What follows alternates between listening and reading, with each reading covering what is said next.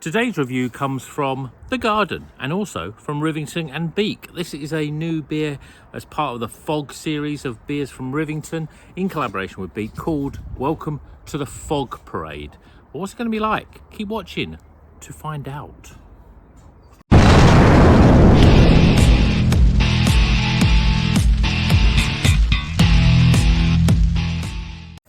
Welcome back to Rocker's Beer Review. Again, we're in the garden. The weather has been good for consistently 3 or 4 days, which is amazing in this country. But today's review, we're drinking this beer from Rivington. This is a collaboration with Beak. It's called Welcome to the Fog Parade. Part of their Fog series. Never known fog like it is a beer that I think we have reviewed on the channel. But this is an IPA. That was a pale ale. So they've got a small fog and a big fog and a medium fog, all the rest of it. So this is a double dry hop IPA, 6%. Hops wise, we've got Idaho 7, Mosaic, Citra Simcoe, Chinook, Mosaic Cryo, and Citra Hyper Boost. Obviously, with the Parade being Beak's core beer, so that's why they've mixed the Parade up with it. So let's crack this open, get it in a glass before it gets too warm, because it's amazing how in the winter time you take the beer out of the fridge, you've got to leave it out for half an hour, otherwise it's too cold. But here you've got to drink it within 10 minutes of getting it out of the fridge or it'll warm up too much. So, beer in a glass, beautiful looking beer. It's sort of custardy. The light is, the light was facing me, but now the sun's just gone just behind the house, so it's gone down a bit. But in the screen it looks darker, but in the flesh it's definitely light custardy coloured.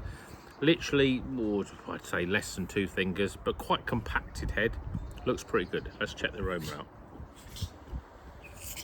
out. Yeah, very sort of tropical, mango, peach, passion fruit. Smells good, smells inviting. Let's tuck in. Cheers, everyone.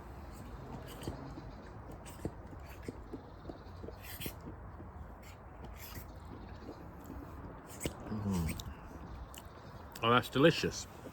Very much similar to the aroma. Lots of mango, lots of probably apricots flavours coming in, and peaches and all that stone fruit goodness. But it doesn't go too dank. It's quite bright, it's juicy.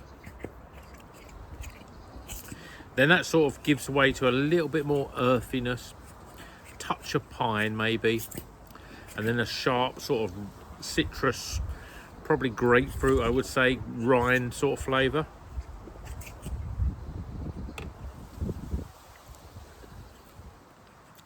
A bit of orange, I'd almost say, as well on the back end. And it's wrapped up in a very soft, smooth, silky, I'd almost say, body. I mean, I can get in, I'm less than 3 minutes in, and I can tell you this is a great beer. There's not much to say about it. Stone fruits. I think I've said it on a recent, the peacherine video, the one I'm dreaming of peacherine.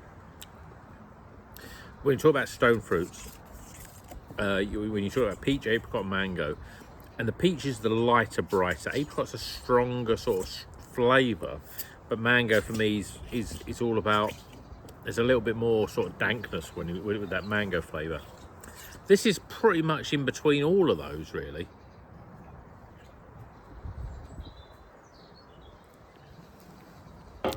It's certainly more on the brighter side, but you're almost getting the complexity of all 3 of those flavours.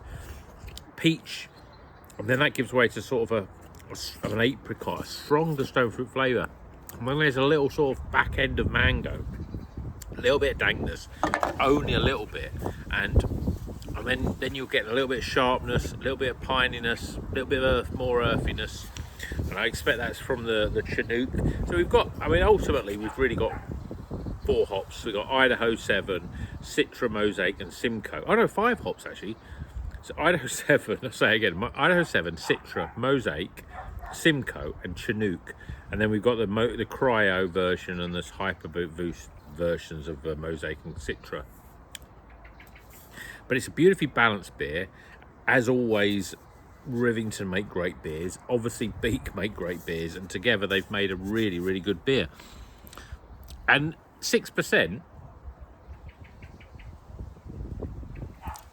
sometimes when I look at IPAs at 6% now I'm a big convertee of double IPAs, I get a bit worried there's not enough flavour, not enough complexity, not enough body.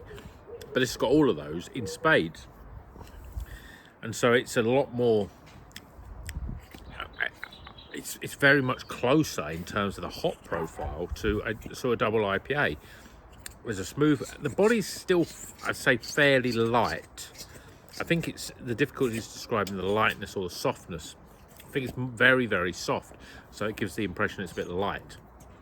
But there's loads of flavour, there's complexity of flavour that you'd expect from a double IPA. There's hoppiness in spades as well, but without going too dank or too sort of overly hoppiness. It's just a very well put together beer. I mean, I'm saying this in the last few videos I've done. You just drink it and you just think, this is so quality when you drink it.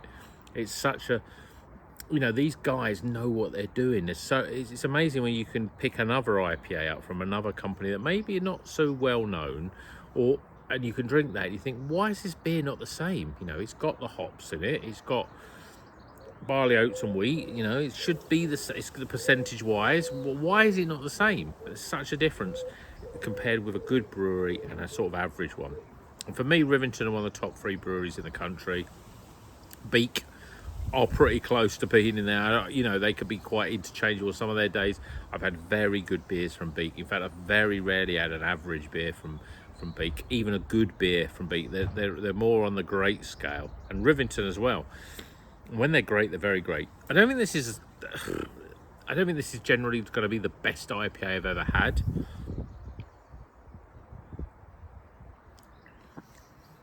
But it's got all the ingredients in terms of the flavour, the colour, the aroma, everything about it. It just works really well. And when you drink this beer, you go, you know what?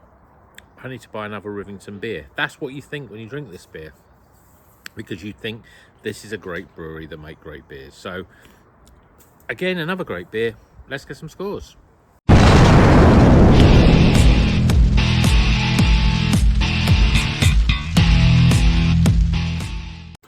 Okay, I'm going to do the live scores now, and I'm going to try and work them out in my head because I haven't got any paper with me. So we start with aroma. It just smells inviting. I mean, there's lots of sort of stone fruit aromas in there.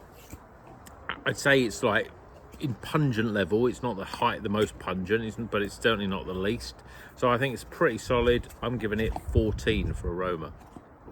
Appearance-wise, it looks like a great IPA. I'm giving it 8. Flavour, as if I need to go again, but there's quite a lot of different hops here, but you're getting a nice complexity of stone fruits. Then you're getting this sort of earthiness and this sort of slight, very slight hint of pininess, which I think is the Chinook basically. And then you're getting this sort of rind flavour, this little bit dry bitterness as well on the back end. Superb. I love that complexity. I like the juice up front. I like something in between, in the middle, and then I like the back end. There's 3 different elements to this beer. So flavour-wise, I think it's very good. I'm giving it 36. Value for money. Well, 500ml can, which is great. I think this is about $5.50, something like that. So it's probably the right sort of price for an IPA. Maybe a little bit more expensive, but it's 500ml, so you get another 60ml than you would normally. So I'm going to give it an 8 for value.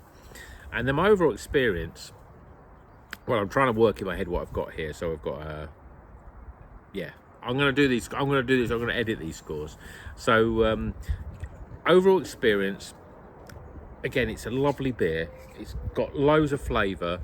There's a definite journey that you go on, front, middle and end for the beer, and I always like that, especially when I'm reviewing beers. I like to know that there's more than just like, oh yeah, that tastes great and it's like that and that's it, you know. But I want something where you get a first flavour, you get a middle flavour, then you get an end flavour. So that increases my overall experience because I just enjoy it more. So I'm going to give it 16 for overall experience.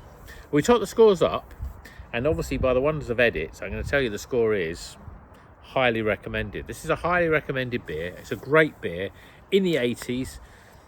I had the peach tree one that got to 80. I had the Verdant one that was over 80, that 80, can't remember what it was, but it was a sort of closer to 83, 84, something like that. So again, if you pick the right breweries, you can have great beers every single time.